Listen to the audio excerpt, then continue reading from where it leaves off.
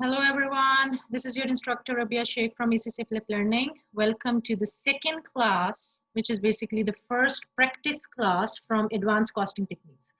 I hope you guys have gone through all the video lectures, all the revision sessions. Now it's time to do practice under exam conditions. Okay, so my agenda is for this session, always for every session there's an agenda. Now in this session, what I've observed that students don't do the exam practice under exam conditions, right? So my entire focus right from the start, whenever in the practice sessions as well, is basically to encourage exam focused practice as well as under exam conditions.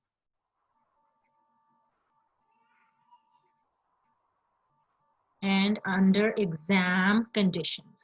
That means you should allocate time, okay?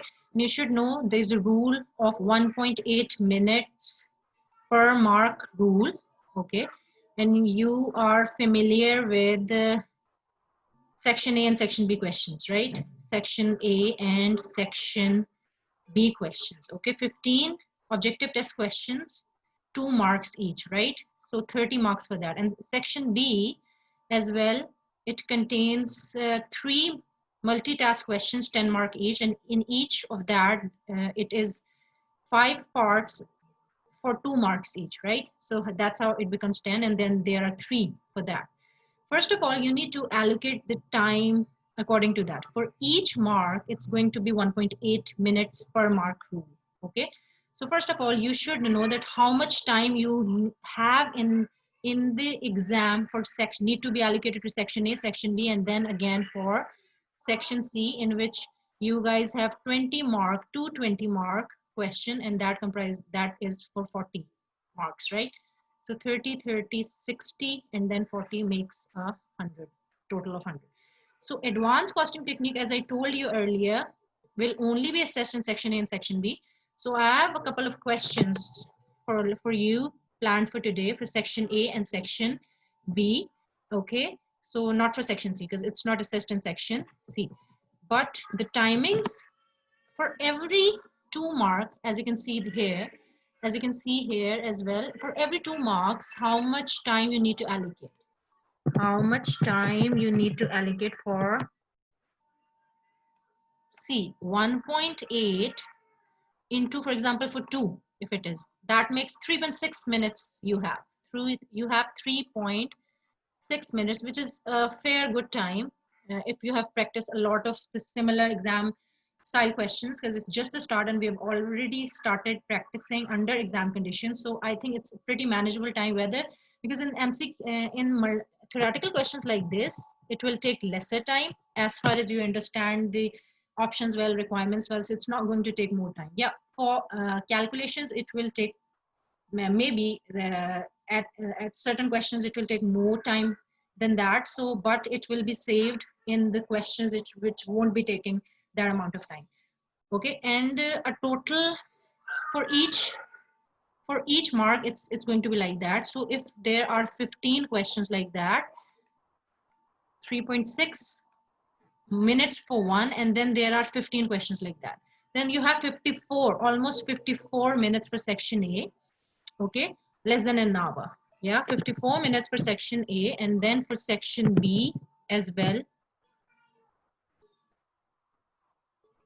so almost 54 minutes for section A. And then again for section B as well, as you can see, that 10 into 10 each. So in every question, 10 into 1.8. Every multitask question consumes about 18 minutes. It should be done in 18 minutes. Today, we are going to practice 2 section B questions, which are multi-case style multitask questions. So each question is going to consume 18 minutes, not more than that. Time stop, finish it, and then move on to the next question. That's what I mean by exam practice. And also not doing it like reading the question, reading the answer. No, not like that. Yeah, first doing it and then evaluating it and marking it. Okay, and on-screen reading. On-screen reading is very important. Like just open up a PDF book rather than having a hard copy in front of you and a register right there in front of you. Start practicing start practice on the scratch pad. You'll be having a scratch pad, no Excel on that. You'll be having a scratch pad on screen, scratch pad on screen calculator, but you can use your own calculator in your exam. So just that's what I mean by exam practice, as if you are doing a real exam. And also the mindset should be that you are doing a real exam. Okay, nobody should be disturbing you. So this should be your right from the start, this should be your aim, that while you're practicing it. Okay, that's what I agenda for this session, and that what do I mean by exam focused practice. Time over, move over to the next question, because I want 100% paper. Okay, it's 100% paper should be attempted. Okay, if you attempt 80%, definitely you're going to fail. Yeah, if you're going to an average paper, but a complete paper is good for me. Yeah, it is going to it will be easier to score 50 out of 100 in first attempt. So just follow the techniques as I've told you. So 18 minutes for one, and then there are three. So almost 54 minutes. Yeah, 54 minutes for section A, and 54 minutes for section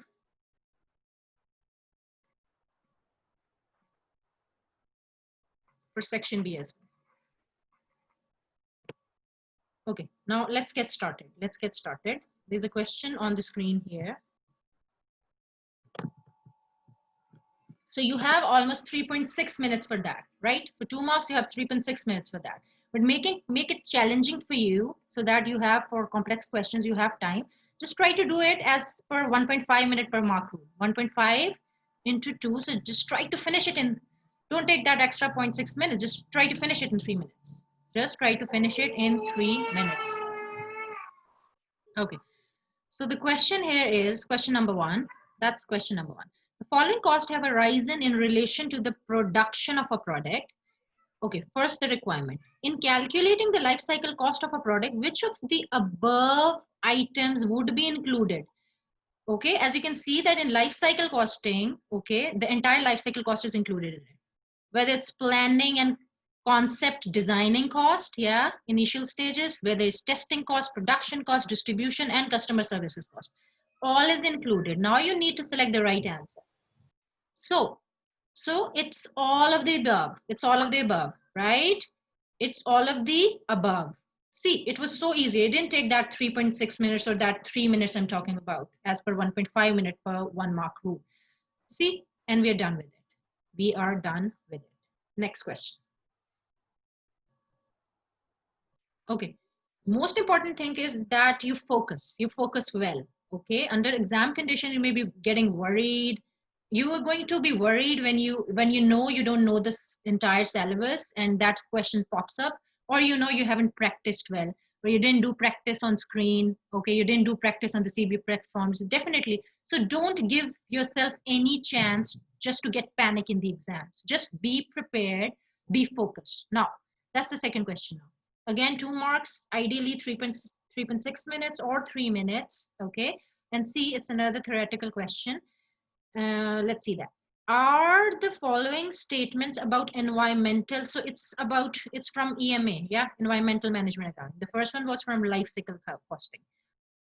Are the following statements about environmental management accounting true or false? Okay.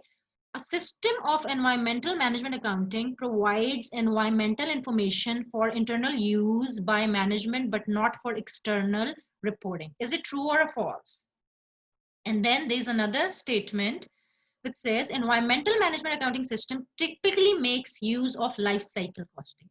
Now you need to recall the difference between environmental management accounting and just environmental accounting. Environmental accounting is used for internal reporting as well as primarily it is used for external reporting. But what is EMA all about? As you can see, it is derived from management accounting. Management accounting is basically deriving reports, collecting data, processing into information so that management can use that information, those reports, whether it's productivity report, sales report, performance report, variance report, so that they can use those reports to plan effectively. They can keep better control, or it would help them to make any important decisions for the company, any pricing decisions, etc. Or it will help them to improve their performance, know about their performance. So that's what the management accounting is all about. Management accounting is for internal reporting. It's not for external reporting. So same like that, environmental management accounting is basically collecting environmental data, processing it, and then reporting to the management so that they are more aware of the environmental cost, so that they capture the cost, record the cost, so they try to reduce the cost. Yeah, it will improve their public image. So that's what all the reporting which will be going on in, that is primarily internal reporting. That would be internal reporting. So this statement over here, that makes this statement wrong. Part of it is correct. A system of environmental management accounting provides environmental information for internal use by management, but not for external reporting. But not for external reporting. So that is a correct statement. It is not, it is only used for internal reporting. It is not used for external reporting. Yes, that's the correct answer. That's the answer we're looking for, because it is not used for external reporting. The one which is used for external reporting is another thing which is known as environmental accounting, which is just known as environmental accounting. So in your PM syllabus related to this area, you need to make distinction between environmental management accounting, which is only internal focused. However, environmental accounting is basically internal as well as external focused. So this statement is correct. This statement is totally correct. Now moving on to the other statement. Environmental management accounting system typically makes use of life cycle costing. That is also true. Why? Because previously there were certain costs, just like for example a water cost or power cost, which is being consumed, but previously, or maybe any carbon footprints for any product you're producing, it wasn't traced to a particular product. Yeah, those costs were hidden within the overheads. Yeah, and those were not allocated to each individual product, and those were not traced with the product. Yeah, so now environmental management accounting systems typically make use of life cycle costing. Why? Because environmental cost was never traced, whether it was environmental related cost or environmental driven cost. It was never traced to a particular product. It was never traced. Yeah, any carbon footprints, any image or relationship cost, any contingent cost, it was rather ignored in the periodic accountings, right? But now environmental management accounting typically makes use of life cycle costing as well as activity based costing. Because it actually focus on the drivers which are causing the cost. And then, for example, carbon emissions, it's actually going to make a cost pool of that, and then allocate a cost driver, and then charge the carbon emission cost, okay, whatever the cost company has bared, or the contingent cost company has bared, or cleanup cost, based upon certain cost drivers, actually going to absorb that cost into the products as well. That's how this cost will be traced, that important life cycle cost, which is the environmental cost, which, or the at the decline stage of cleanup cost, that will be traced to individual product. So both statements are true. Both statements are true.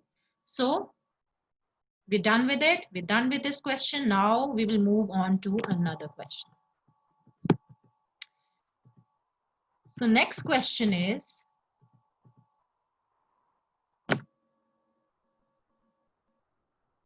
okay, now this question, one of what we have to do in this question, what is the throughput accounting ratio for product X up to 2 decimal place? And it's a number entry, fill in the blank question, and we need to calculate TPR, throughput accounting ratio, for product X mentioned in this question, but up to 2 decimal place. So you need to follow the rules, what you need to put.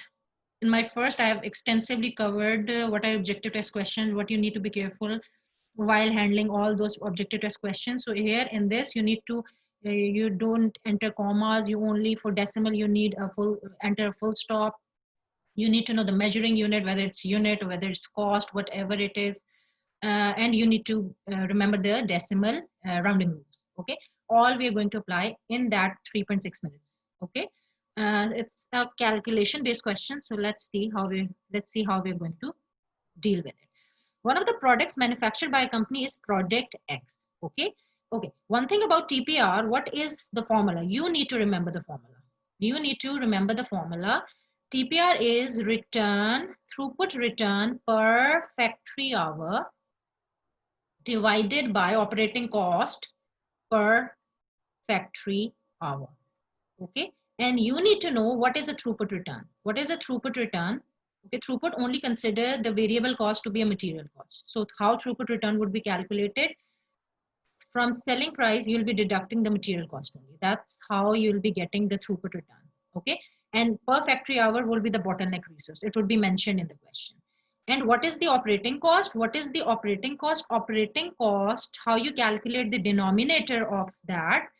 The operating cost is basically, it consider labor to be a fixed cost, and production overhead, whatever is the production overhead operating cost, that is basically the factory cost, total factory cost, divided by, how you get the cost per factory hour, divided by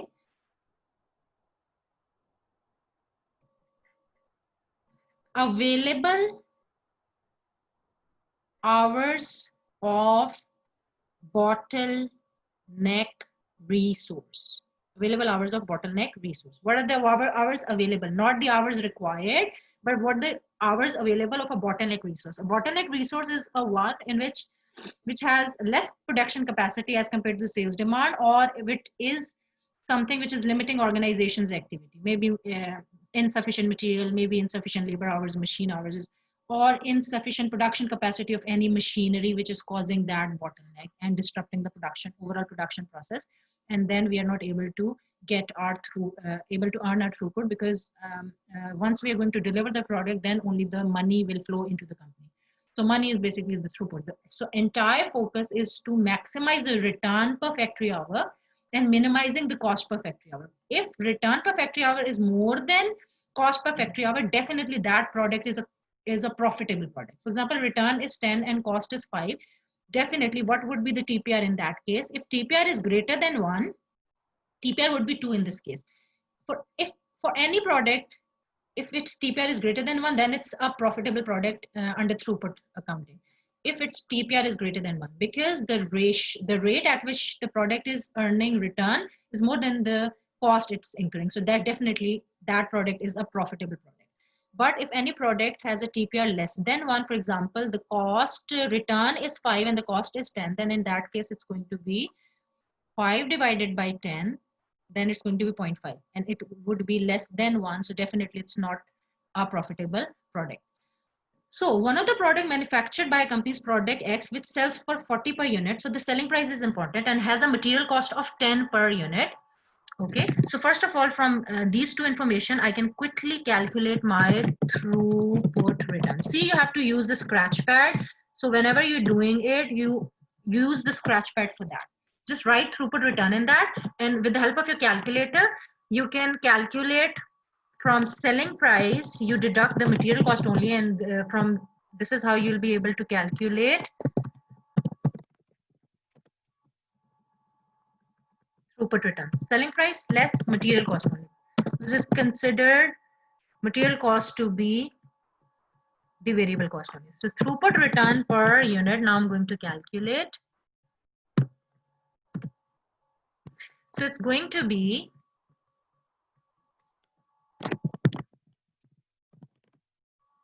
now see the formula.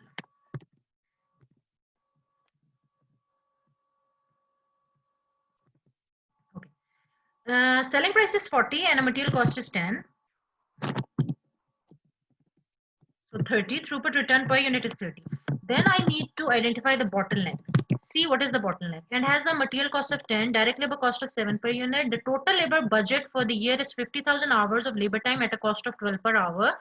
The factory overheads are this, okay, that will come under the operating cost. Okay, I need to add up labor and production overhead for that in order to be able to calculate the denominator.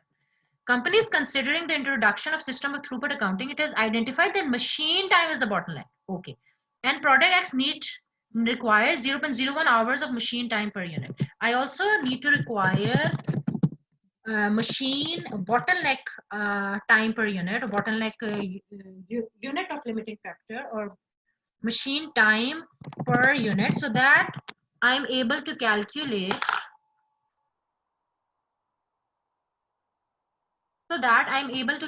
throughput return per hour. So what is the machine time per unit? Machine time per unit is 0.01 0.01. So how I'll be able to calculate the numerator, which is throughput return per factory hour? Just divide throughput return with that of factory hour and you will be able to calculate throughput return per factory hour. Then you'll be done with the numerator. Throughput return per factory hour. So that's 30 divided by 0.01. So throughput return per factory hour is this. Now I need to calculate cost per factory hour. Okay. For that I need to calculate the cost first, and factory hour is basically total operating cost is labor plus the rest of the cost. Okay. And what is total machine hours available of the bottleneck resource? That's also mentioned in the question.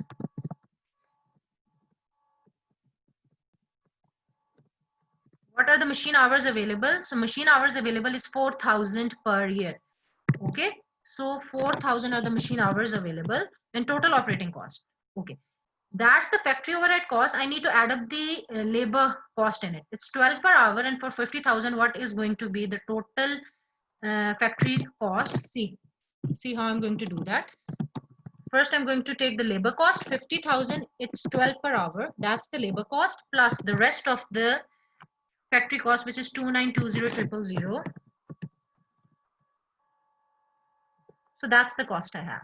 That's the cost. 50,000 into 12 plus 2920. That I've added labor in it, labor plus production overhead. Now machine hours available. Now I can calculate cost per factory hour, which is the denominator of TPR. So how it will be calculated? This divided by 4,000. So cost per factory hour is this. Okay. One thing I required from the scenario was throughput return per factory hour, and the other one was cost per factory hour, and then I'll be able to calculate my TPR. TPR is return per factory hour. Product is clearly profitable because the return is more than the cost per factory hour, and the TPR is going to be more than 1. And now I need to enter the figure up to 2 decimal place. Now see 2 decimal place. It was 3.40, and check the figure after the 2-digit number. If it is greater than 5 or equal or greater than 5, then this will be increased by 1. That's the rounding rule. So up to 2 decimal place, this number would be 3.41. 3.41. See, it shouldn't have taken more than 3.6 minutes for that.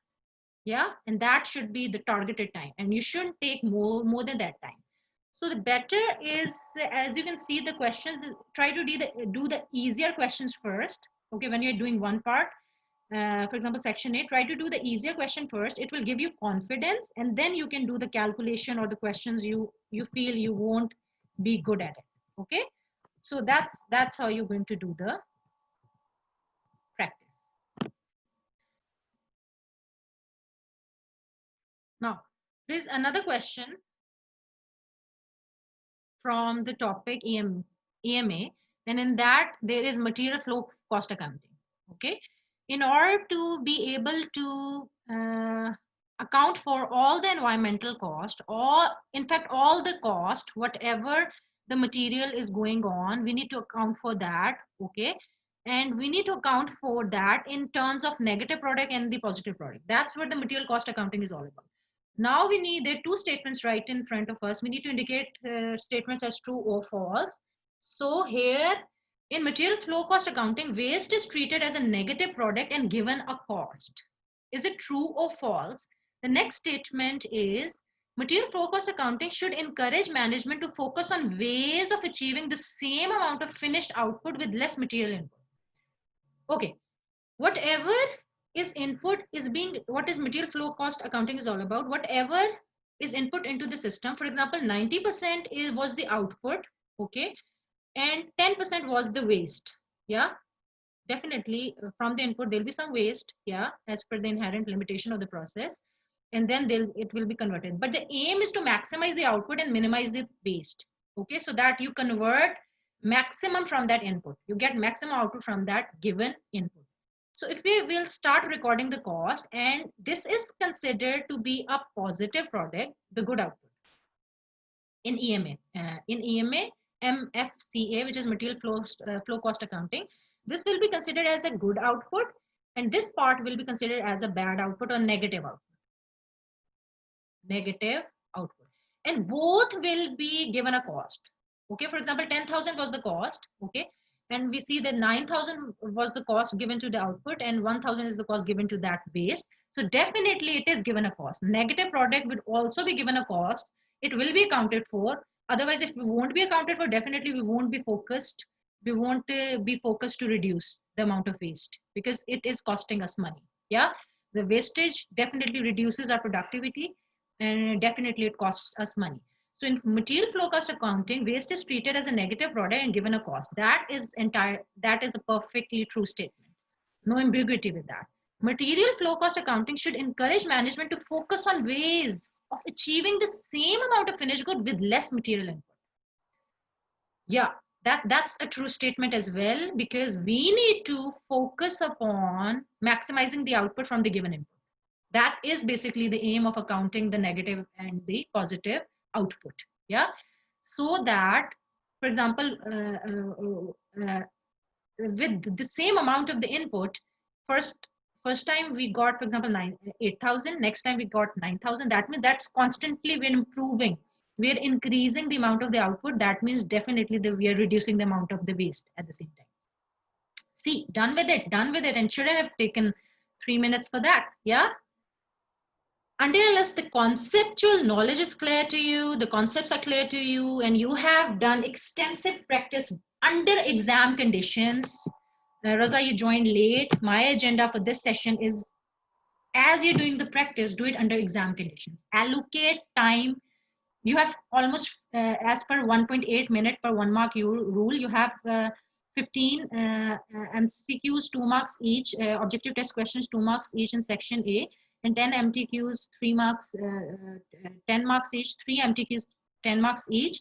So 30 mark for that, for each section in section B. So 1.8 minute rule, you have 54 minutes for that. You have 54 minutes for that. Time over, and for 1-2 mark, it is 3.6 minutes at max. But ideally, make it more challenging and set your target as 1.5 minute per 1 mark rule. So just do it and try to do it in 3 minutes. Don't take more time. If you see you have consumed 5 minutes, oh my God, that's a loss for you, because I told you there'll be some incomplete paper, you are at a more greater risk of failing the paper. So average, but 100% complete paper is a pass. Good, but an incomplete paper is definitely a wrong. So don't consume more time than the required time. Okay, now we'll move on to next question. Which of the following statement about activity-based costing is true? So which of the following statements, you see 1, 2, 3 for the 4 statements. It will be multiple response question. It will be more than one could be selected. But as you can see that it says only, it gives you a hint that out of this statement, it's not is or are true. That means only one is true. Only one is true. So now try to read the question. Now try to read the question. The statements, the cost driver for quality inspection, and also I told you whether if you have to select, for example, two statements in multi response questions, the item review screen and navigator, even if you have selected only one or you have selected 3 when you were only required to select 2, it will consider that question as to be as a completed question, even if you have selected 1. Okay, so it won't indicate you whether the question you were supposed to select 2 and you are only selecting 1. It won't give you, there won't be any system warnings for that. So you need to be very clear while you're reading the statement that how many you need to select, right? And system will allow you, even you can select 4. However, you were supposed to select 1 or 2. So you need to read the question carefully yourself. The cost driver for quality inspection is likely to be the batch size. When we are inspecting the quality, it could be based upon number of inspections, that is the cost driver, or other than that, production units or orders, but not on the batch size. What is batch size? In one batch, we're producing 1,000 units. In another batch, we're producing 3,000 units. That's the batch size. So inspection doesn't depend upon how many units we're producing in one batch, but it actually depends upon how many number of orders we have processed or how many number of production units. Or on sample basis, if you're doing this inspection, it would, the cost driver, the cost causer of the cost quality inspection cost is basically number of inspections, not the batch size, not the batch size. So definitely it's not a right statement, and we need to select one statement which will be true. So this is not a right statement. The cost driver for material handling and dispatch cost is likely to be number of orders handled. Yeah, yeah, that's right.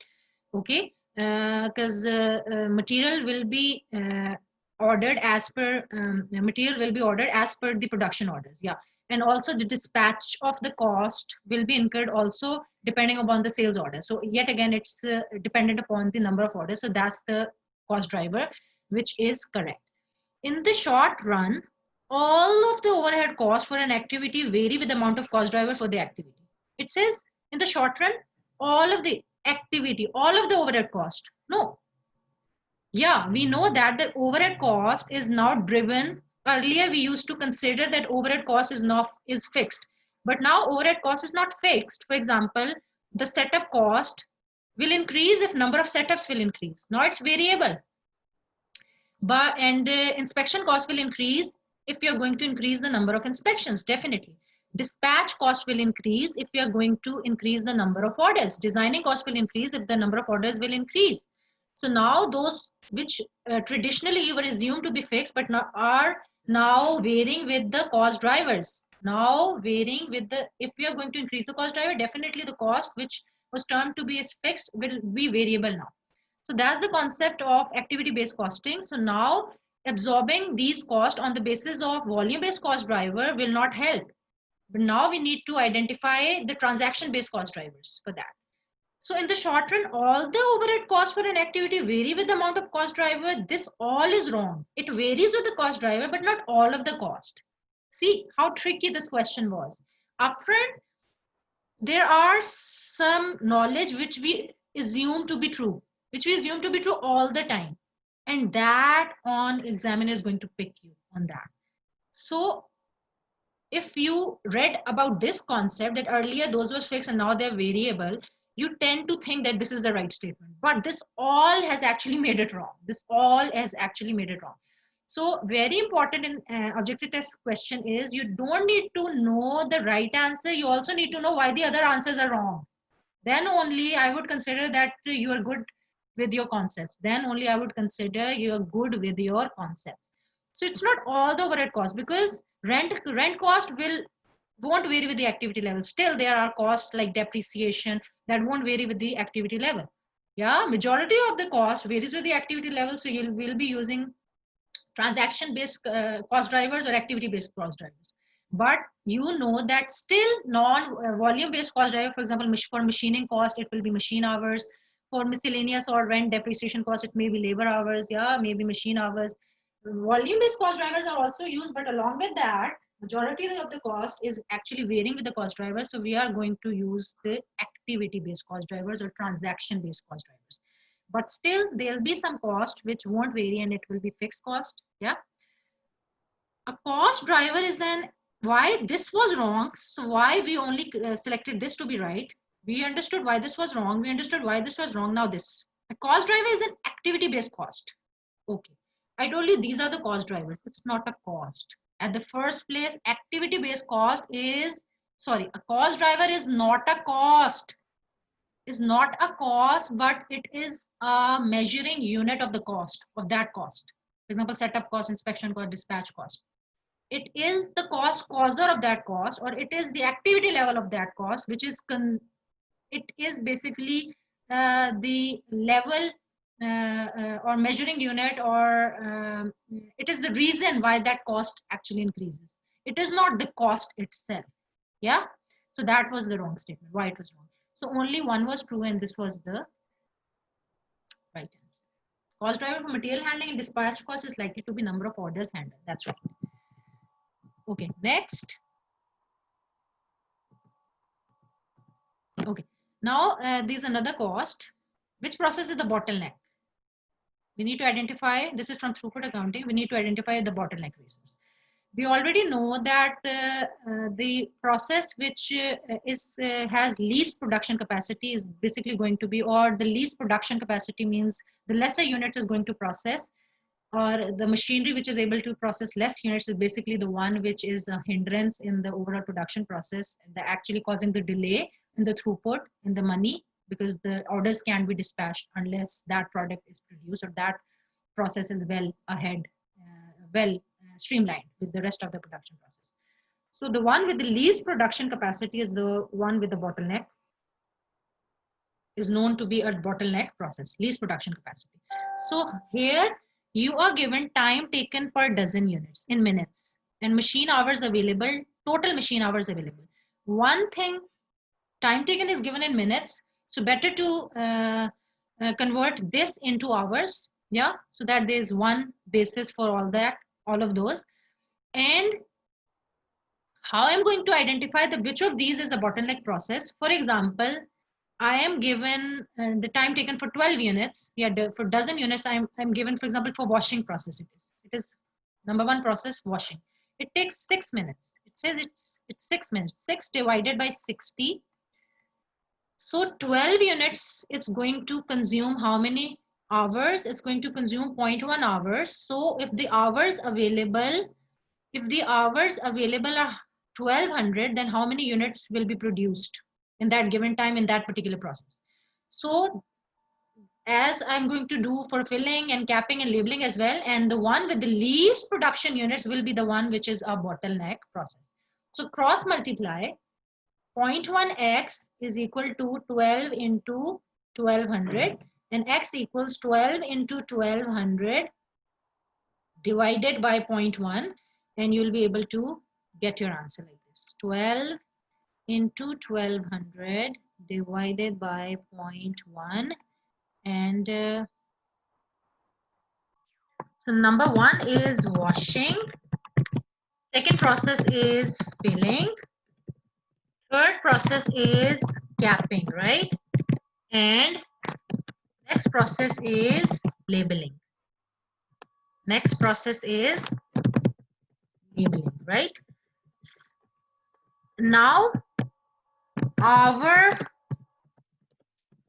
per unit, hour per dozen units.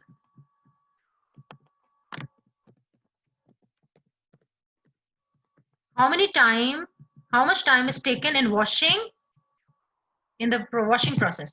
So it's 6 minutes. So I can convert it, 6 divided by 60, I can convert it into hours. So it takes 0.1. And for filling, it takes 3 minutes. So 3 divided by 60, okay? So it takes 0.01 minute unit, takes about 0.05 time, right? And next for capping, it takes 1.5 minutes, right? Equals 1.5 divided by 60. So it takes about this time. And in labeling, it's 2 minutes, right? 2 divided by 60. It takes about 0.033, okay? And what are the total machine hours available in washing process?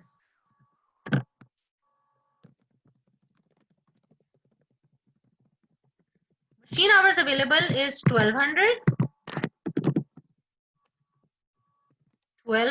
700, 250 and 450. 250 and 450. Okay.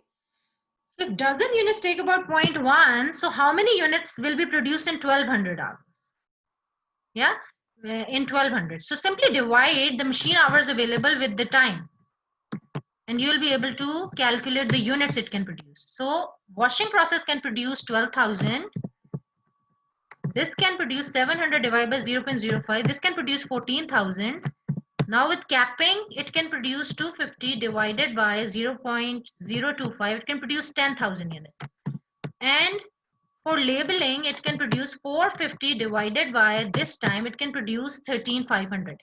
So which process you know has got the least production capacity? So it is the capping one.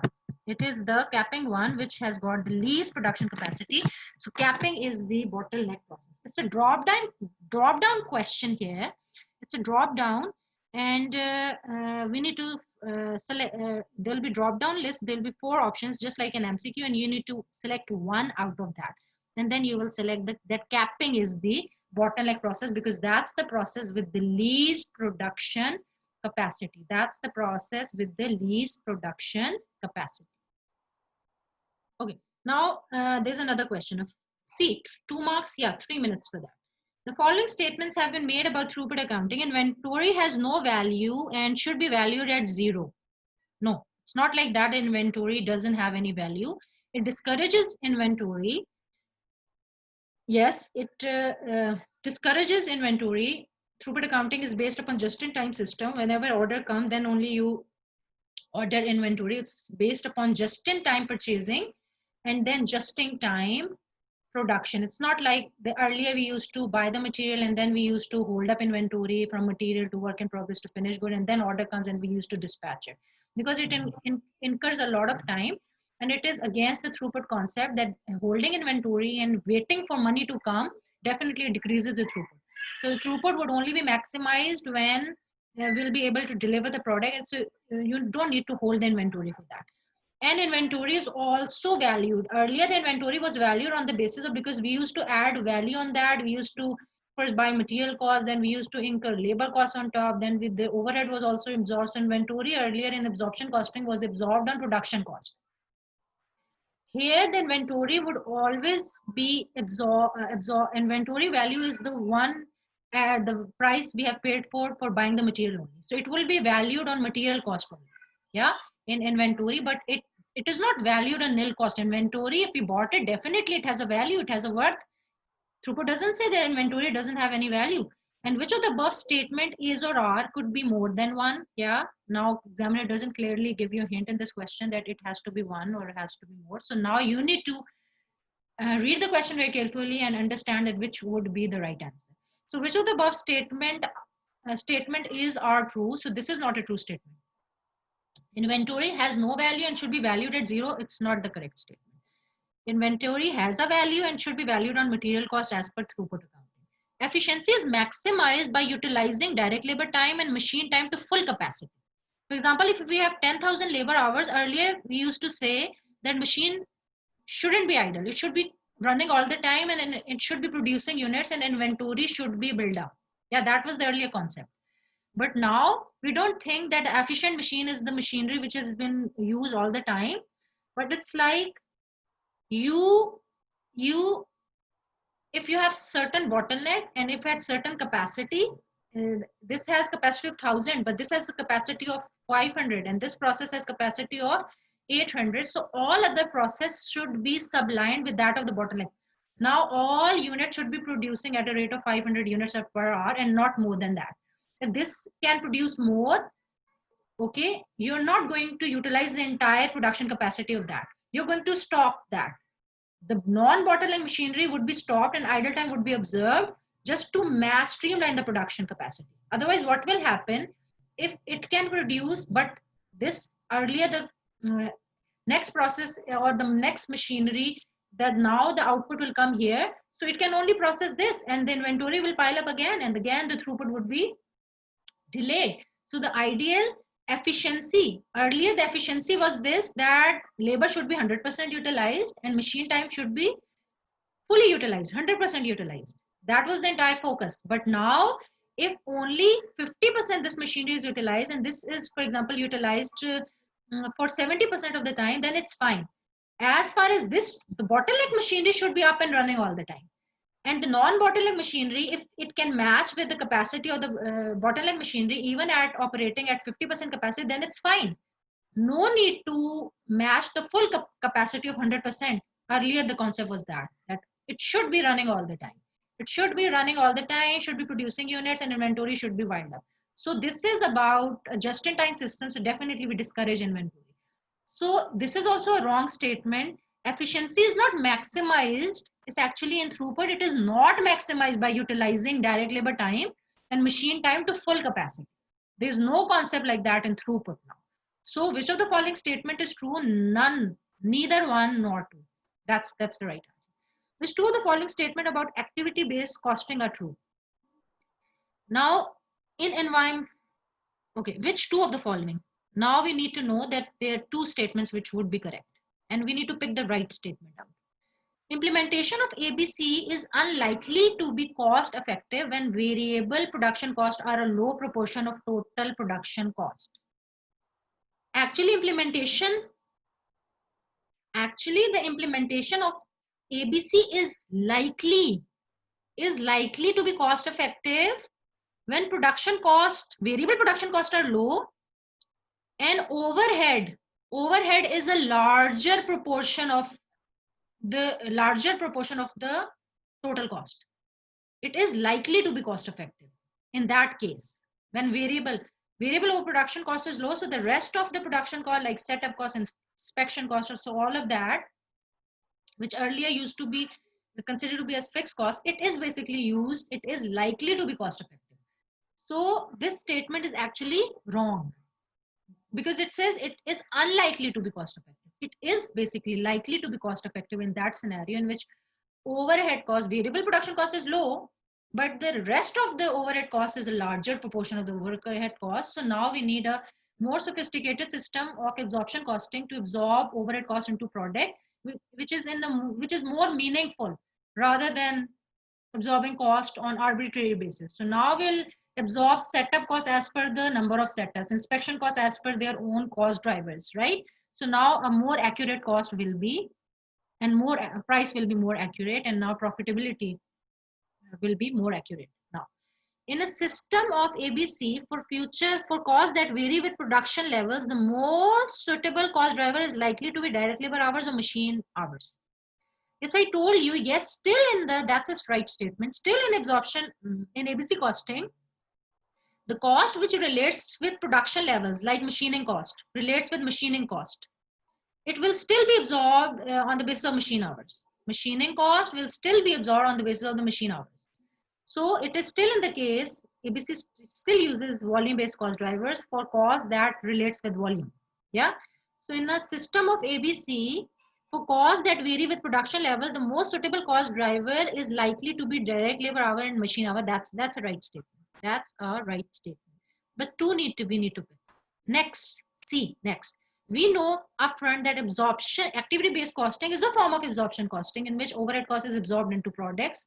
First, it is charged to activities, and from activities with the help of cost drivers, it is absorbed into products. So yes, this statement is totally correct. And we have picked the two right statements out. Let's see why this statement is wrong. Activity-based costing are the same as relevant cost for the purpose of short-run decision making. No. Relevant cost is a future cost. Relevant cost is an incremental cost. Relevant cost is basically a cost which is incurred as a direct consequence of our decision, and when decision is reversed, the cost is saved. We don't take decision based upon activity-based costing or based upon throughput costing. Yeah, we don't take decisions. We still take decisions based upon the relevant cost. If it's future incremental, it has to be a cash flow. However, in activity-based costing, we might be taking some existing fixed cost as well. We still are accounting for depreciation cost, which is a non-cash item. So activity-based costing is never the same as relevant costing. So clearly this was a wrong statement. You could have doubt about this statement to be wrong. Okay. Clearly this was right. And clearly this was right. Okay. But you could have, this could have been slightly complex to understand that why I didn't select that statement to be right. Okay. Why it was wrong? Because implementation of ABC is likely to be cost effective when overhead is a larger proportion of the total cost. So that's the right answer. Moving on to next question, in still 2 marks, 3 minutes you need to do for that. But still, see, it's going to be a fairly easy one, and we won't be taking more time, so that you have more time allocation automatically. You gets more time for numerical questions. In environmental costing, the future cost of cleaning of operation for a product or activity may be classified as what? Contingent cost. It is a contingent cost. Okay, any reporting or disclosures, any cost you are specially incurring for disclosures for external reporting purposes, it's going to be that you are actually going to disclose that how you have accounted for, how much you have spent, or how much is your environmental footprint. So that reporting comes under the relationship cost. So the cost of cleaning up in the future, once the activity is done or once the project is over, you need to for example, you bought a land, set up a factory. After that project is over, you need to dismantle everything, you need to put it back to its original condition. So there's a future cost which will be incurred at the time we're doing that project. We know that this will be incurred after, for example, 5 years, or after for example for 6 years. So that is going to be, and we are going to account for that cost. That is an environmental cost. So that is going to be a contingent cost. Okay. Next is, following statements have been made about traditional absorption costing and activity based costing. Okay. And which of the above statements are true? Which of the above statements are true? Traditional absorption costing may be used to set prices for products, but activity based costing cannot. Who said that? That we cannot, activity based costing cannot be used to set prices, because it will give an accurate cost, and be it will help you to set accurate prices, definitely. So this is a wrong statement, and you need to pick the right statement up. Traditional absorption costing tend to allocate too many overheads to low volume product and not enough overheads to high volume product. Actually, the concept of, for example, there's one regular bike, 10,000, and there's some mountain bike in which the demand won't be one, but we'll be producing about 500 of that. Okay. So what traditional absorption costing used to do, for example, if I'm irrespective of what the activities are driving the cost, I'm going to absorb the cost, for example, on machine hours, or for example, on labor hours. It takes about 3 hours, and for example, it takes about 5 hours. Even if mountain bike is more complex to make, it will have more, for example, less, this will have more setups, it will have less setups. Okay, and also the volume is less. So as per the traditional volume based upon volume based cost driver accounting, mountain bike will not consume the right cost under traditional absorption costing. Since it's a low volume product, overhead cost, it will be given definitely based upon machine hour, labor hours would be less as well. So less cost would be given to mountain bike as compared to regular bike. However, if setups are lesser units are produced, definitely the cost per setup would be high. Yeah. And then more cost should have been allocated. Yeah. More cost should have been allocated. And for example, if delivery, the cost drivers are more cost should be allocated based upon meaningful cost driver rather than volume based cost drivers. So what traditional volume based cost driver used to do, it used to under allocate cost for less cost for low volume products and high cost for high volume products, irrespective of the consumption of the resources which are being consumed by the products. Irrespective of that, it used tend to allocate not too many overheads. It tend to allocate, this statement is wrong. It tend to allocate, it says traditional absorption costing tend to allocate not too many overheads. Not too many overheads for low volume product, less overheads for low volume product, and more overheads for high volume products. This statement, why this statement was wrong? So this was wrong statement as well. Okay. So which of the following statement are true? Now, third statement. Only third is left now. This is the right statement. Implementing ABC is expensive and time consuming. Yeah, definitely. First, you have to make cost pools, identify the activities in that, then allocate cost drivers, and then calculate overhead absorption rates, and then finally absorbing cost into products. So definitely it is a time consuming process. First, for every activity, you need to identify a cost driver, and cost driver, selection of cost driver, you can take time, and definitely it would be expensive because more time will be allocated, more resources will be required. Definitely employees might not know how to actually perform it. Definitely they might require training. So definitely it is expensive. When the benefit when not for example there's not much difference in the cost, and your for example the cost under absorption costing in each product A and B was for example 10 and 12, and now when you're doing under absorption costing the cost was 10.58 and for example 12.92, so it's not that much difference, and now the cost you have incurred would be way more than the benefit. So in that case it's not recommended to apply activity based costing when there's not much difference between the cost and the selling prices. Yeah, but when there's a huge difference, like for example earlier under absorption costing the price for A was 5 and 10, but now under B it was 26 and 3. Yeah, now it creates a lot of difference, and now we need to know the accurate cost and the price, because the price cost we gave to 10 was not 10, it was 26. So that means for example if we add 50% of profit markup on that, and then we're selling it at 15, however when cost is 26 definitely we're selling it at a loss. So now it is of a concern, because now the benefit we will get by implementing ABC is more than the cost of implementation. Yeah, so you need to weigh the benefits and the cost, and while deciding whether you should opt for activity-based costing. So that's a right statement. Are the following statement about environmental cost accounting true or false?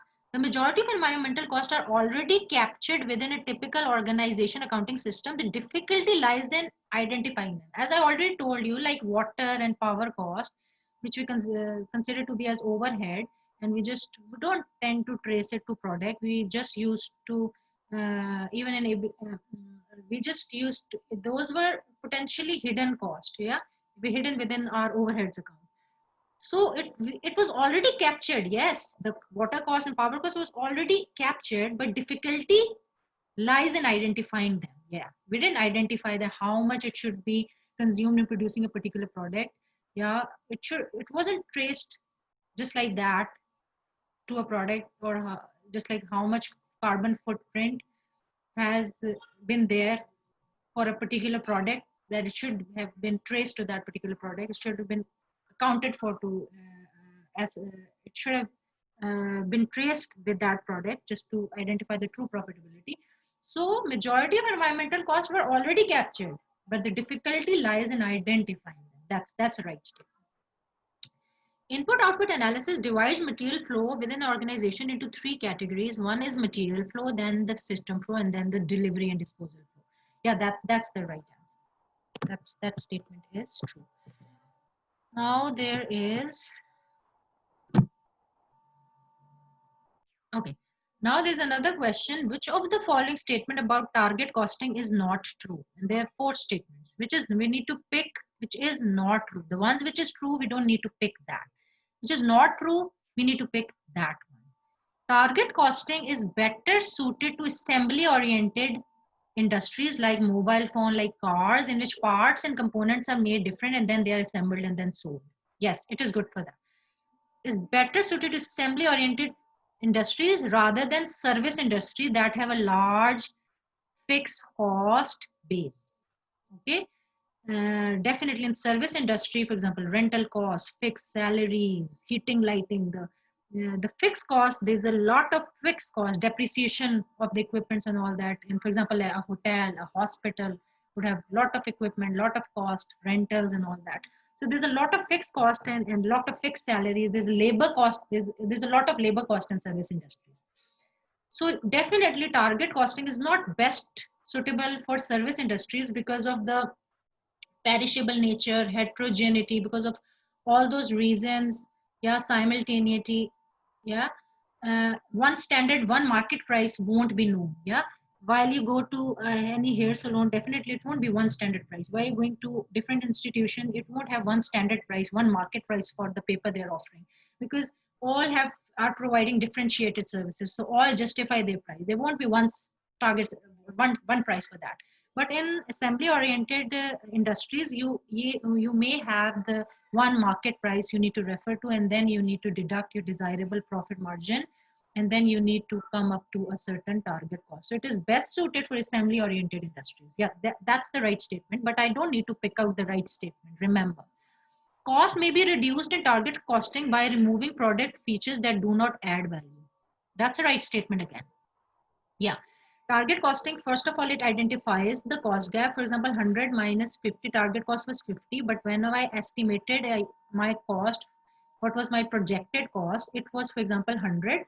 So now I need to reduce this cost gap, which is the difference between estimated cost and the target cost. And though estimated was higher and the target cost was lower and the cost gap was 50.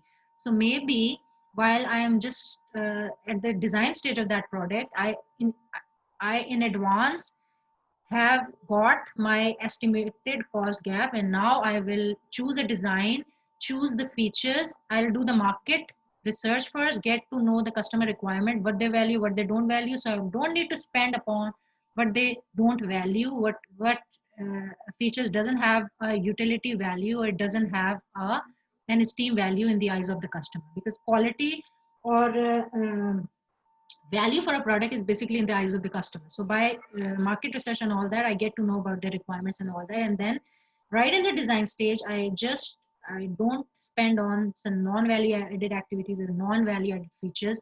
And initially I can actually, this is one this is known as value analysis. And in the value analysis, I analyze from each and every process, I eradicate the non-value added activities. And this is also known as value engineering, in which, right, I choose those features which are value added to the customers and don't add those features in the design which are with consume cost but have no value in the eyes of the customer. So these are the reasons I will right from the start, because target costing is a market-based approach to pricing as well as it is a cost reduction technique. So right from the start, I will try to cover that cost gap, try to reduce the cost gap and reduce that cost from 100 to 50 if I want to earn a profit of 50 and sell it at 100, because I cannot increase the market price because it's a competitive environment, competitive market. Okay, so I need to pick which is not true. So this is true. A target cost gap is the difference between target cost and its projected cost, target cost and its estimated and projected cost. Yeah, that's right. So now I'm only left with this. Product should be discontinued if there is a target cost gap. This is not true. This is not true because decision making, okay, shouldn't be based upon any of these criteria other than the relevant cost. Okay, while you discontinue or continue, should be based upon it should be based upon if it doesn't give you the incremental revenues or less than the incremental cost, then only you should discontinue. Otherwise, there's no reason. If you're not able to cover the cost gap, you still have time, you shouldn't discontinue the product, you should try to work on, because this is the cost reduction technique, try to work on its design, try to make it live so that you're able to produce it at target cost. And life cycle costing actually helps us to achieve a certain targeted cost right in the beginning, because 80% of the cost is incurred in the 80% of the cost is incurred in the initial designing stage. And if I spend more at this time, I'll be able to reduce my operating expenses in the later years. Yeah. For example, if I spent on advanced manufacturing technology, I am committing myself to a cost upfront, but then it will give me benefit over the life cycle and it will help me to reduce the operating cost. For example, if I make such a good design right from the start, maybe choose a design, maybe it will help me to reduce the wastages. Yeah.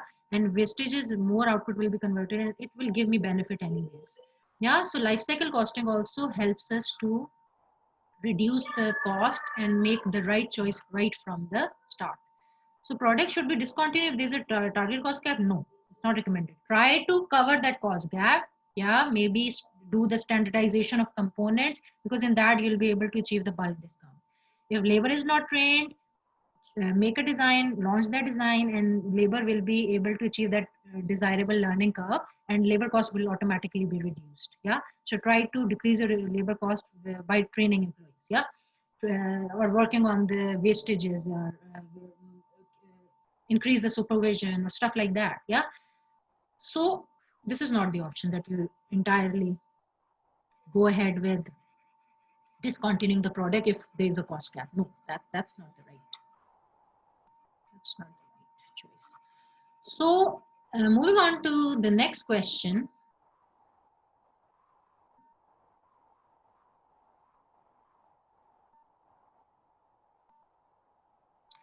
Budget information relating to a company that manufactures 4 products is as follows. Okay, there are 4 products A, B, C, and D. Okay, and demand for each one of this product is given here. It's 1000, it's 500, it's 2000 for C, and it's 1000 for D.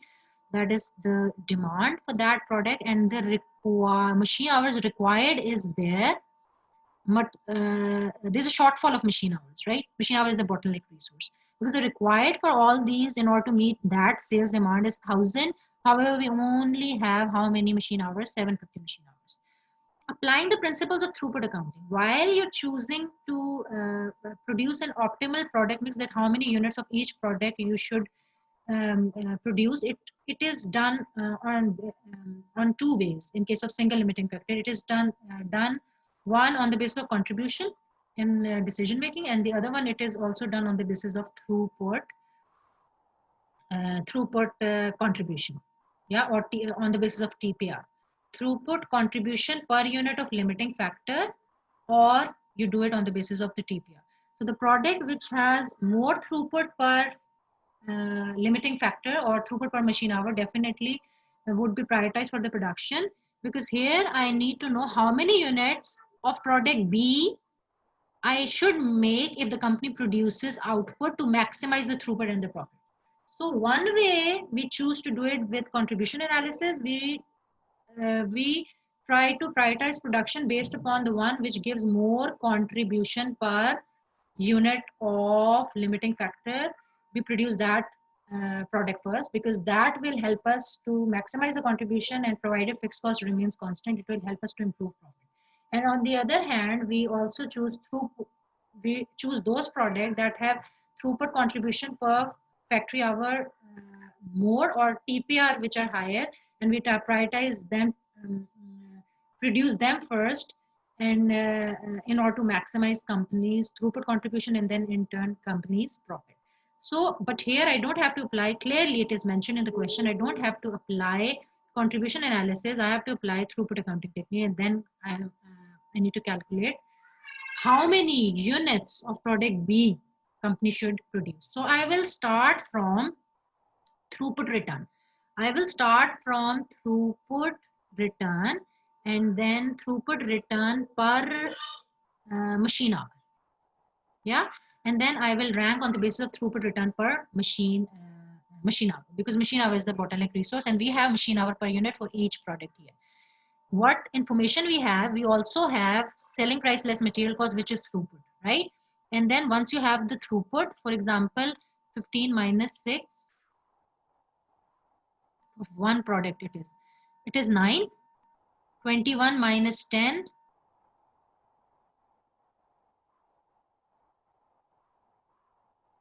it is 11 for this. 18 minus 9, it is 9 for this. And 25 minus 16. 25 minus 16, it is 9 again. 25 minus 6, it is 9 again for this. And once I have the throughput return for all the products, 9, 11, 9, 9, then I'm going to divide it with machine hour per unit, which is going to be 0.1 in this case, 0.2, 0.3, and 0.2. And then I'm going to rank based upon that, and then I'm going to produce that product first. Let me do that on Excel, so that you're able to handle the calculations in the exams as well, also when it is section C type questions. But here you'll be doing it in the scratch pad. So 4 products we have: A, B, C, and D. Okay, so throughput return I'm going to calculate here.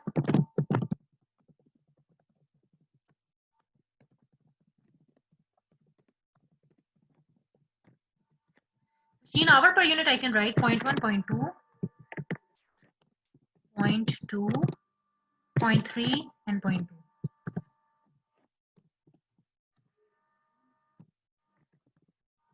Throughput return, I can calculate selling price 15 minus 6, 15 minus 6, just like I did on calculator, I can do it here.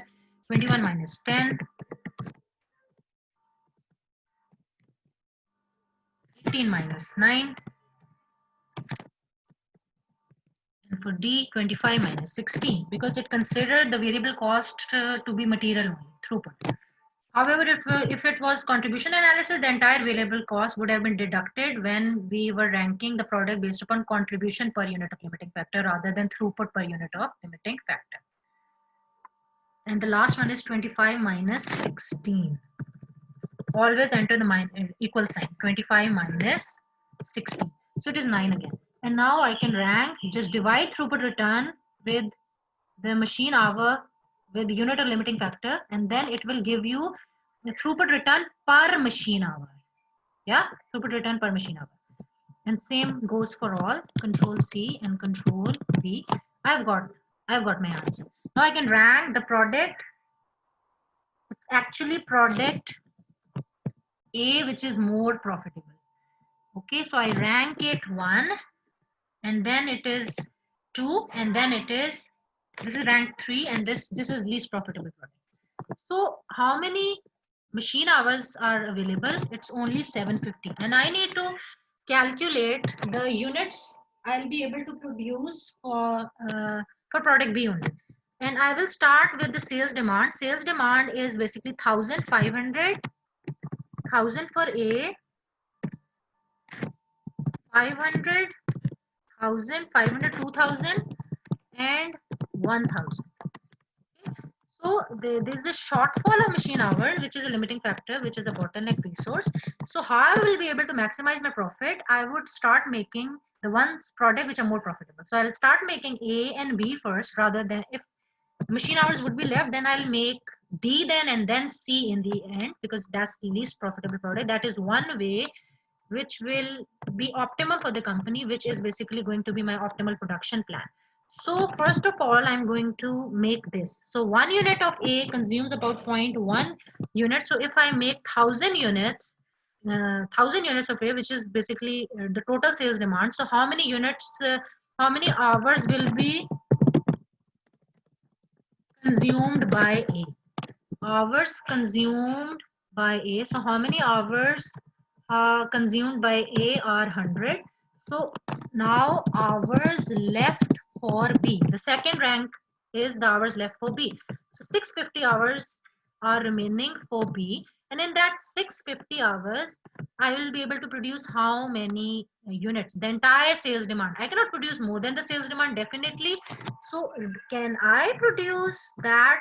1 unit takes 0.2 hours. Yes, I'll be able to meet the entire sales demand, because I, after using that 100, I still have 650. I still have 550 hours remaining. That would be then used for to make D, and then maybe few units for C we can also make. But I am going to end the answer now, because I have got my answer, that how many units we are making for B. So for B, how many units we are producing? We are producing the units which is the entire, we were able to, since it was rank 2, so we were able to meet the entire sales demand. We were able to meet the entire sales demand, which was 500 units. So how many units we are producing? How many units for B? That will maximize the throughput, which is 500. Okay, which is 500. Now we'll move on to the next question. Any questions? You can ask me. Okay. Next is, in which of the following ways might financial return be improved over the life cycle of a product?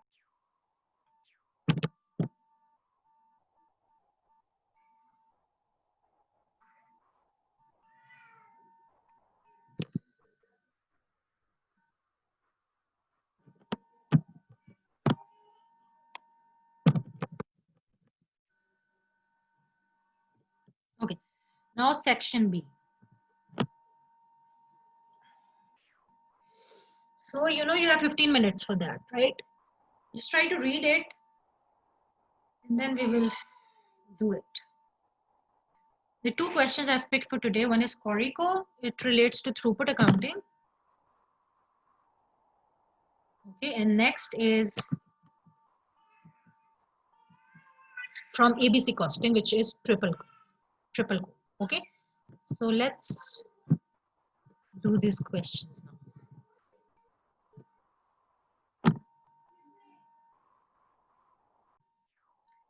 First requirement is calculate the profit per day if daily output achieved is 6,000 units of X, 4,500 units of Y, and 1,200 units of Z. Then you're given throughput contribution per unit, right? When it's throughput contribution, so material cost has already been deducted, right? So throughput contribution per unit for X is 80, Y is 80, and Z is 200. Simply multiply with total number of units, you will get total throughput contribution. What you will get for all these products, you will get X, Y, and Z.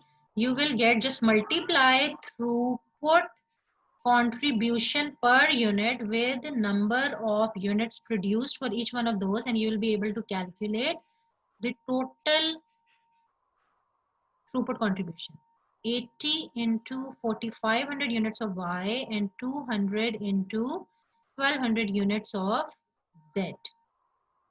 Okay, and then you add up all. What is the total throughput contribution? What is total throughput contribution of X? Tell me the total throughput contribution of X first, Y and Z. Once you add up all, what you deduct your conversion cost. What is the conversion cost? Basically, conversion cost is the cost that actually convert material into finished good. And what is that cost and throughput as well? It is basically the labor cost, which we consider to be a fixed cost, and the rest of the overhead cost. Together makes the conversion cost or the factory cost or operating cost, whatever you call it. So the concept is the same.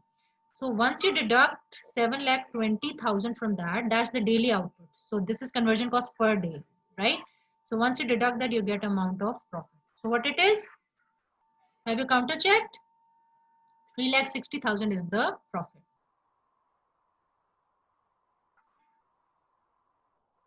That's what. Okay, very good. Next, determine the efficiency of the bottleneck process given the output achieved is actual units produced. The output achieved is 6,000 units of X, 4,500 units of Y, and 1,200 units of Z.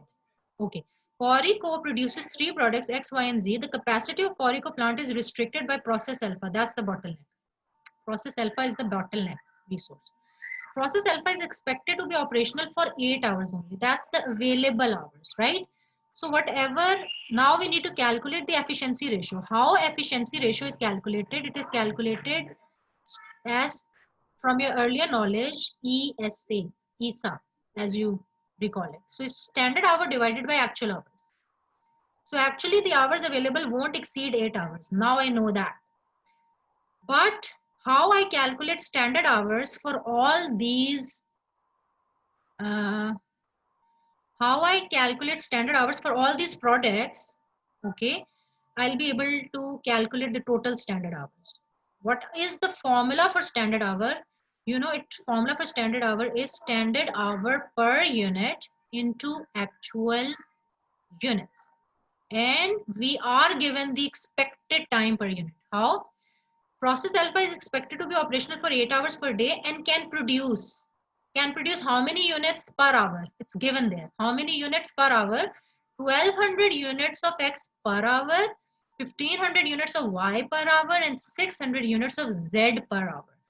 So can I calculate standard hour per unit? If from X it is 1,200 units, it can produce 1,200 units per hour. Okay, so can't I calculate the time taken per unit? Just divide the time with the units and you will be able to calculate standard hour per unit. So it's going to be 1 hour divided by 12,000. What is basically the time taken per unit? Total time is 1 hour for 12,000 units. So what is time taken per unit for X? 1 divided by 1200.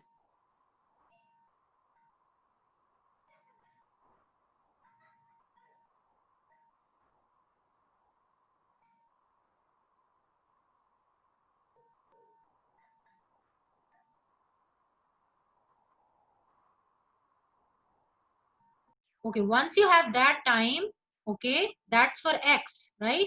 You just multiply it with total actual units of X. And I know the actual units of X are 6,000. So whatever is coming in the calculator, just multiply it with actual units of 6,000 of X. And then it will be how many hours? Standard hours? 5 hours for X. And then same you need to do for Y, and then same you need to do for Z. Once you have total standard hours, divide with 8 hours available in a day, and in 200 you will be able to calculate the efficiency ratio for the bottleneck process. For Y, how many units you can produce in 1 hour? It's 1500 units per hour. So I am going to do it how many time per unit? 1 divided by 1500, and then I'm going to multiply it with, as I here I multiplied it with 600. Now here I am going to 6,000. Here I'm going to multiply it with 4,500. And same for Z as well. I'm going to do it 1 divided by 600 into how many units of Z are being produced into 1200. And then I'll be able to get my standard hours. So it is 5 hours for this, and for Y it is 1 divided by 1500 into 4,500. It is 3, and then for Z 1 divided by 600. 1 divided by 600 into how many units for Z are being made into 1200, into 1200. So it will be 2. 5, 6, 7, 8, 9, 10. So it was standard hours were 10, our actual hours were 8. So efficiency, what is the efficiency ratio? So efficiency ratio 10 divided by 8 into 100. So it is 125% is the answer. Yeah. The bottleneck process was efficient. As compared to the standard timelines, it was efficient. Yeah, very good. Next is you need to calculate the conversion cost per factory hour. Okay. And now for a day, you need to calculate that because conversion cost is for day. Okay. And factory hour, available factory hour for one day, I already know is 8 hours. Yeah. So simply divide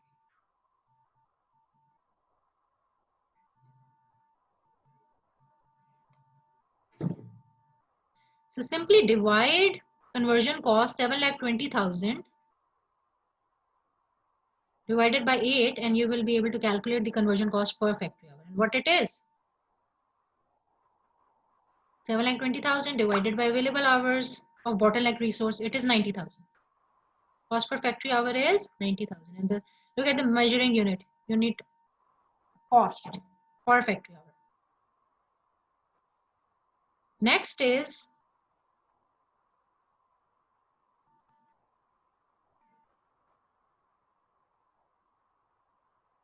okay. Now, since it's a multitask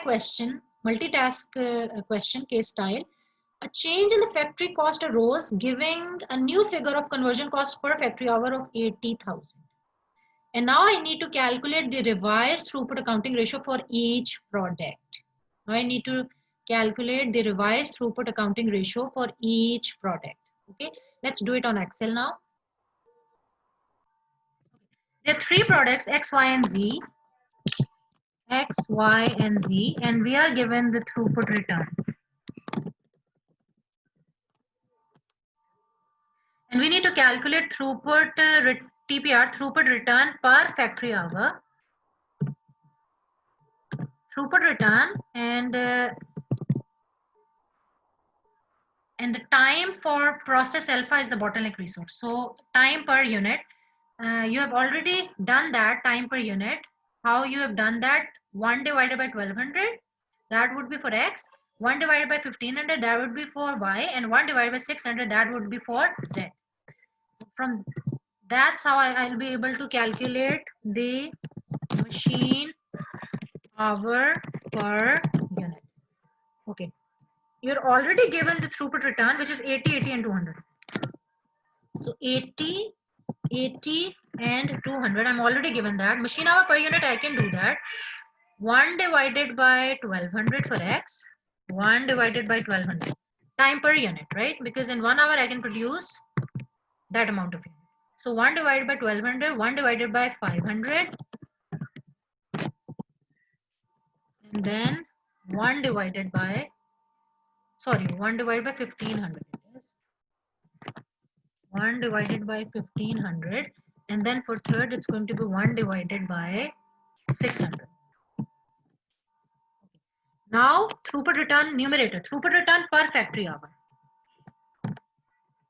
That's the throughput return divided by hour. So that's the throughput return for x, and now for y and z is this. And now cost per factory hour is a single figure. It is 80,000. Cost per factory hour for each one of this is 80,000, right?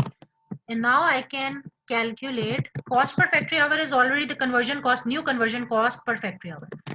Cost per factory hour was given in the question. It was 80,000, right? This cost, new conversion cost per factory hour is 80,000.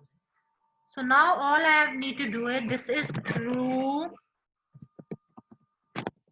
return per factory hour is equal to this divided by 80,000. It's 1.2. It's 1.5, 1.5. That's the right answer. I got my answer right. So what's the answer? It is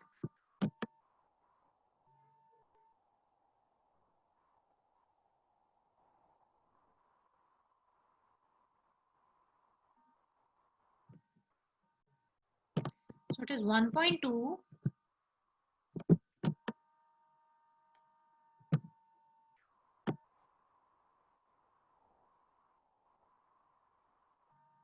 1.2, 1.5, and 1.5. Now, question number 10. Which two of the following statements about using throughput accounting are true? At times, they are multitask, and then they are again, it could be any drop-down question. It could be any objective test question in a multitask question. Okay. So again, see, it's an MCQ. Then it could be any of the objective test question, right? Like hot area, hot spot, any of the question, multiple response question, even a fill in the blank, just like this was the fill in the blank already here. Okay. So which two of the following statement about using throughput accounting are true? Corey's code priority using throughput accounting should be given to products with the highest throughput contribution per unit.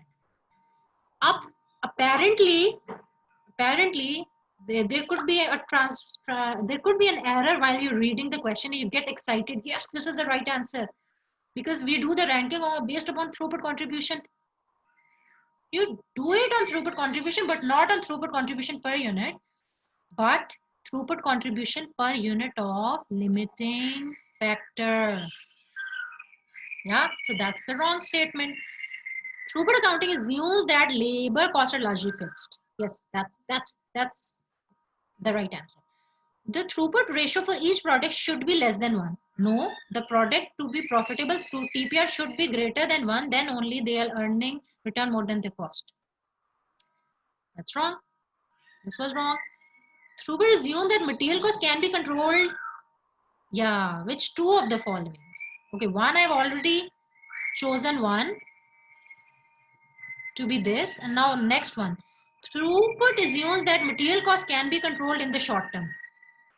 Yes, it assumes that material cost can be controlled. Earlier, we might not be able to control the cost, but now we can control the cost because it's going to be a just-in-time system. We can actually control the cost in that case. Yes. Now, one MTQ is done. Next, you need to do that. I'll just take a 5-minute break, okay? And you go through this question here. Okay, now that's another question, triple co. Let's quickly do this question now. Triple co make types of gold watches, and we are using activity-based costing for that, right?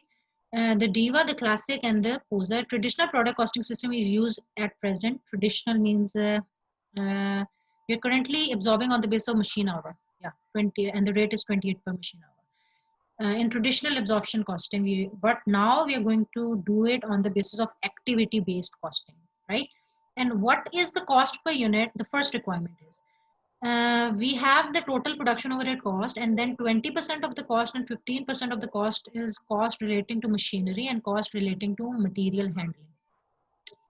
And cost relating to machinery will still be absorbed on the basis of the machine hours. We are given the total production units, and we are also given their machine hours, right?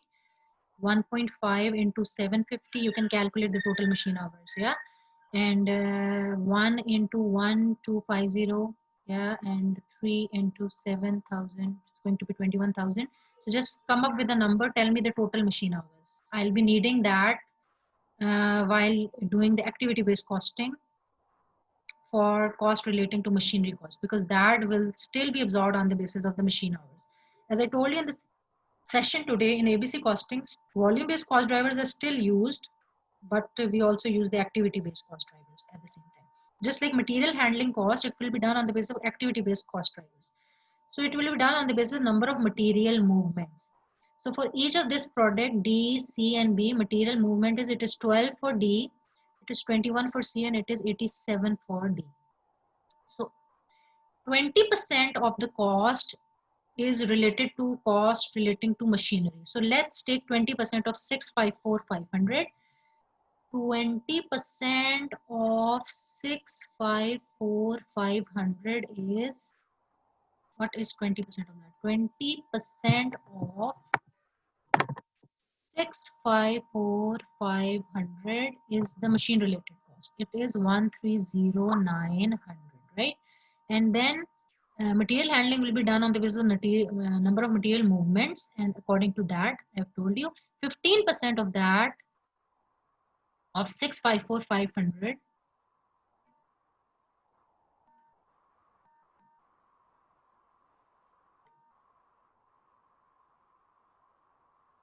654,500 is 98,175. So 98,175 of the cost. So other cost may be some other, but it's not mentioned in the scenario. So I don't need to focus upon that, where the rest of the cost has gone. So I'm just concerned with what is information has been provided to me. And now in this requirement, what is the cost per unit for product D using traditional methods, absorbing overheads on the basis of machine hours on per unit basis. So it's so easy. We have direct material, we have direct labor cost, and then we have production overhead cost based upon absorbing on the basis of machine hour. And now we need a cost per unit. It's very important, and for one product only. Which product? It is for D. So I'll just focus upon the calculation of D. So for D, what is material cost? Material cost is 20. What is labor cost for D?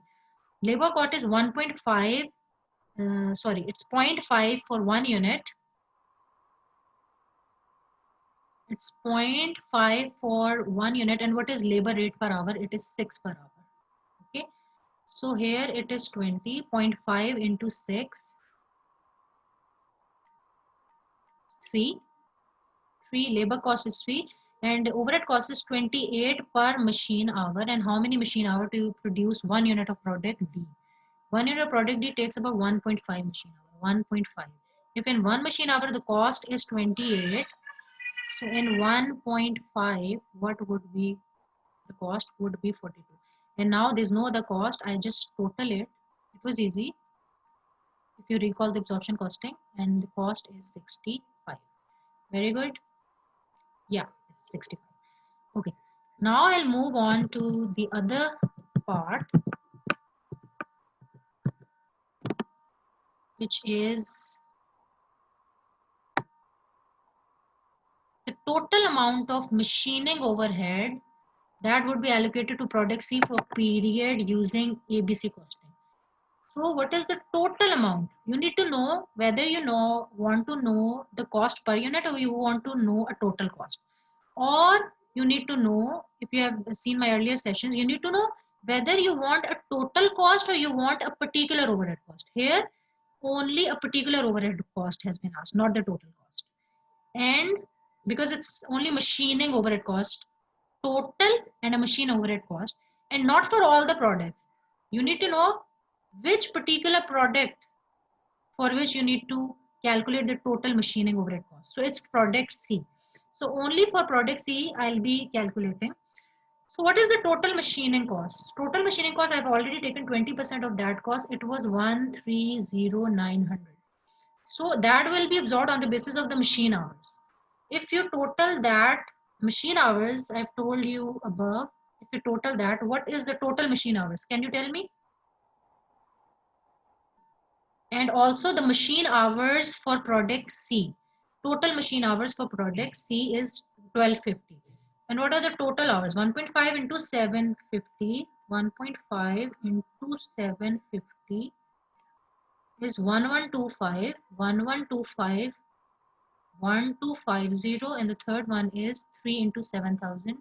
It's going to be 21,000. And if you add up all, it becomes 23375. Okay, I take your word, 23375 it is. So now from here I can get my overhead absorption rate, which is cost per machine hour. So the cost per machine hour would be 130,900 divided by 23375. That's the cost per machine hour. It's going to be 5.6 per machine hour. And now I need to calculate the total cost allocated to product C. Total amount of overhead for product C. So what is the total machine hour for product C? I'm just going to multiply it with 1250 and I will get my answer. Total machine hours for product C is 1250. 5.6 into 1250. So my answer is 7,000. So 7,000 is the right answer. So my answer is 7,000.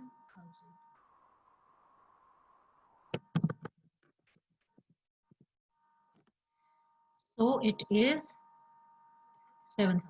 Next, I need to calculate what is overhead cost, overhead assigned to product D in respect of material handling cost using ABC. And it is not mentioned the total or per unit, so I will assume it's asking about the total overhead cost. Otherwise, it would have mentioned the per unit cost. So now I need to calculate the total overhead cost assigned to product D only, and whether I want a particular overhead cost share for product D. Yes, for only for material handling cost. And under which system, it's very important, whether it's traditional costing system, question has been asked, or it's activity based costing system. So definitely by the question, it is activity based costing system. So first of all, I need to know what is the total material handling cost. So total material handling cost is 98175.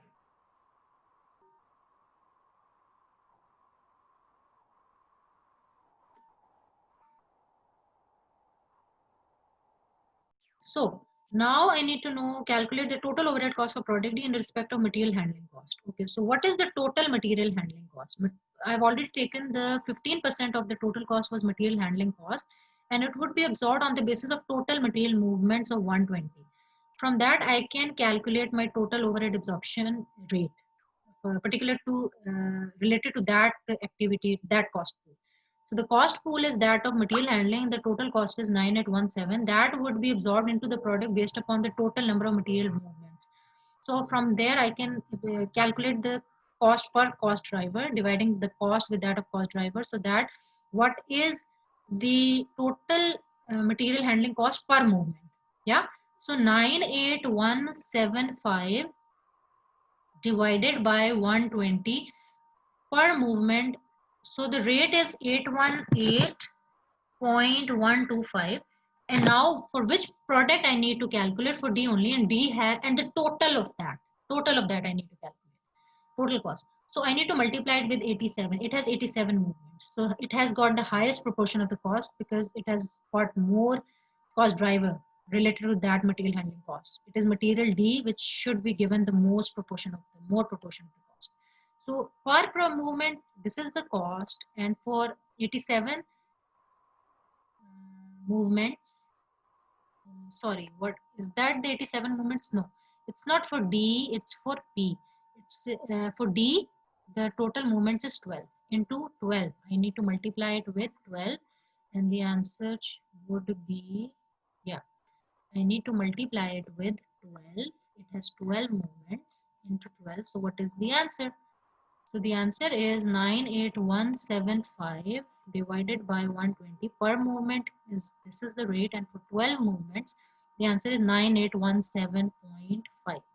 And as you can see that the answer is 9817.5. Okay, and no rounding rules are different, are mentioned in the question, whether up to.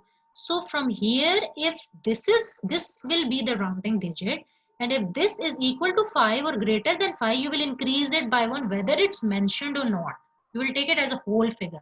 That's the rounding rule. So I won't write it as 9817.5. It would be a wrong answer.